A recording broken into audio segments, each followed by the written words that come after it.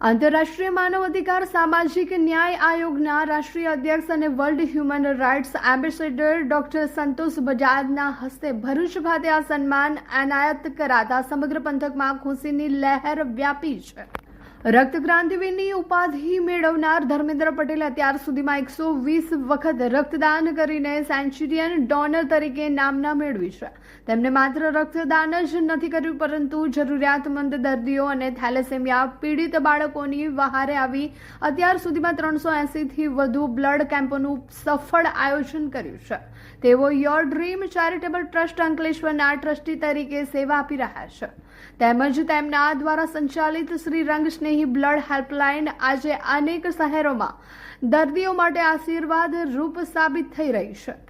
અગાઉ શહીદ ભગતસિંહ એવોર્ડથી સન્માનિત ધર્મેન્દ્ર પટેલ જાયન્ટ્સ ગ્રુપ અને લાયન્સ ક્લબ જેવી સંસ્થાઓમાં પણ સક્રિય રહી અવિરત સેવા કાર્યો કરી રહ્યા છે।